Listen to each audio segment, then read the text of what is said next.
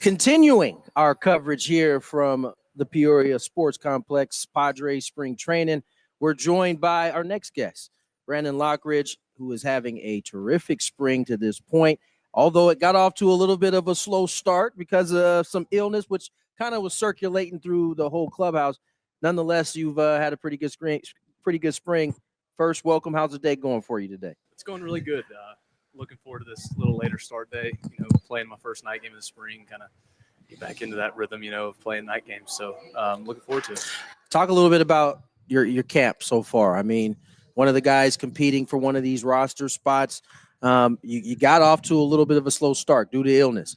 You come back and really have hit the ground running for the most part. Just talk about getting through the sickness part and still coming back and trying to do some things that impressed his staff. Yeah, absolutely. I was hopeful that I would avoid the sickness thing this year. I got sick last spring in late January, lost a bunch of weight, was thankful that my sickness was over with in a couple of days with the medicine and whatnot. So I avoided that, which was nice. But yeah, I guess, coming into camp, I was excited for the opportunity. This is kind of, I'd said the other day that this is the first spring that I felt like I, was competing for a position out of camp. Real opportunity. Absolutely. So, it's a completely different mindset coming in. There's a lot more, drive, hopefulness, whatnot, especially getting that taste last year. It's, that's where I want to be ultimately. And, I'm very thankful that I've had the opportunity to play a good bit this spring and I've performed well. It's been a really fun spring. I can't believe Tony kept using the word slow start. Can't use slow around this guy. That's true. That is a good point. The fastest guy we have, maybe. Talk a little bit about, your speed and how you utilize that in your game and how you're also, I'm sure, trying to show everyone in this organization that your game is much more than just speed. Absolutely. Yeah, I think the speed aspect of my game, I didn't use it early in my career, and it was just, I had it obviously on the base paths, home to first, outfield, whatnot, but last few years really utilizing it on the base paths to steal bases and, put some pressure on, defenses. I think that's been a big, help to my career. So, yeah, I definitely try to keep that as locked in as I can be and try to use that aggressiveness to make the other team uncomfortable, whether that opens up, good pitches for our hitters to get or, some forced errors in the field. That's kind of my mindset is, if I'm having a slow day offensively, how can I affect the game, without necessarily being able to swing it that day? Can I make some plays in the outfield, reach on air? How can I get in the scoring position and help, score some runs for the team? So yeah, it's one of the things we heard Jake Cronenworth speak about in terms of when you're not swinging the bat well, how can you still affect the game? How can you still help your ball club? You've been putting that on display here so far. Talk a little bit about as a speed guy, because I know coming into camp, right? You go all off season. You're working on trying to maintain that and being explosive. Then you get in the game and you're trying to now get the timing on certain plays where you want to take an extra base.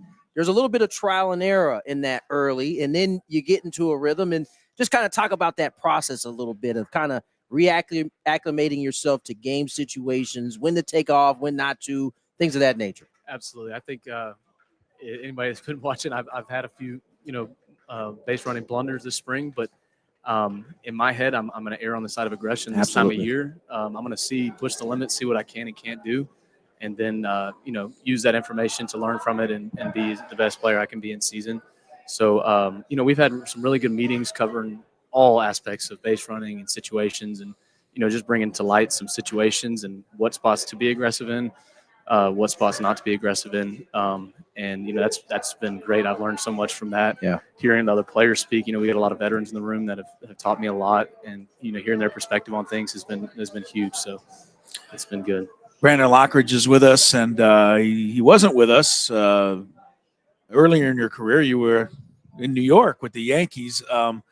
Other than being able to grow a beard now that you're here, although which you now can do over there in New York. I heard the Yankees changed that, but other than that, some of the differences, and what's the process been like, coming to a new organization, and do you feel like this has really been a beneficial thing for you in your career? I absolutely do. I'm super thankful. I was very fortunate to be drafted by the Yankees and be given an opportunity by them. So, I'm going to be forever grateful for those guys. I thought it was a great organization to come up in.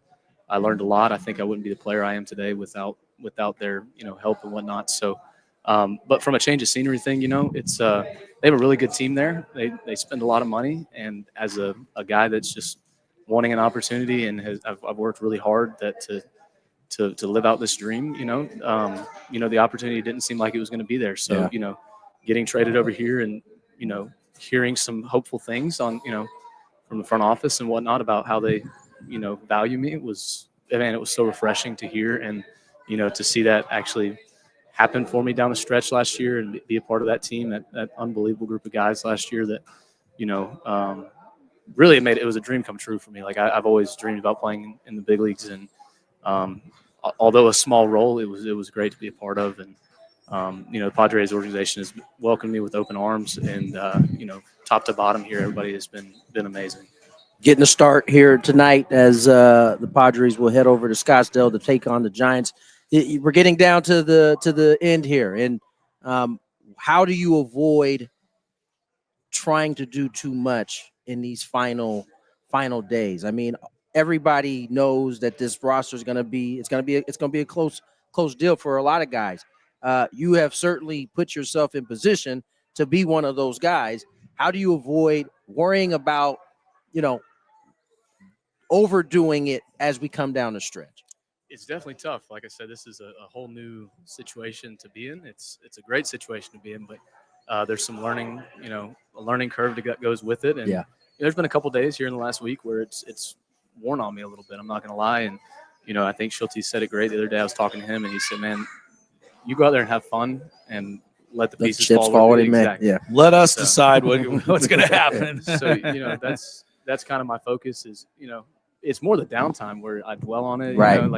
Where you're in the work process, you're exactly. lost in it. I can get past that and know that, I just got to play my game. And whether that's, on opening day or later in the season, I'm going to do my part to provide value and, hope that there's a chance down the road if that doesn't come on opening day. It's going to happen. I mean, we know Brandon Lockridge. He's going to be one of the guys this year, whether it's right at the beginning or throughout the season, because we've seen it, right? No I mean, doubt. It takes more than 26.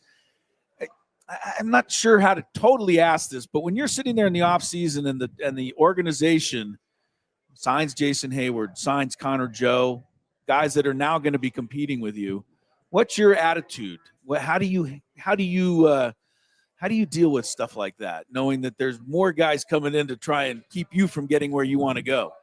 Yeah, I mean, it's definitely, you see it and you're like, okay. But then I put myself in, the organization's shoes, and it's like, look, man, I've got 12 major league at bats. There's a high risk in just trusting me, like coming off so I can completely understand. You've got a lot of, experience, value in these guys, played the game at a high level for a very long time. I mean, it would honestly be not smart, I think, in my opinion, to just go with this guy that has no experience. You have no idea, and then you're kind of stuck in season with whether I perform or not. It's a humongous risk, and I just truly can't blame them at all. I hope to prove them that I can, be one of those guys, and be one of the guys. But I completely understand where they're coming from, and I just hope that there's an opportunity at some point. How about that? Someone with a little bit of feel in their life. You know what I'm saying? That's we get that lost sometimes. Yeah. Brandon, listen, man. I as a guy who's been in your role before, I appreciate the way you go about your business. It's been a lot of fun to watch you here in camp, and I'm hoping that one way or another we get a chance to see a lot of you this year. Keep going, finish this spring strong, and let's see where the chips fall.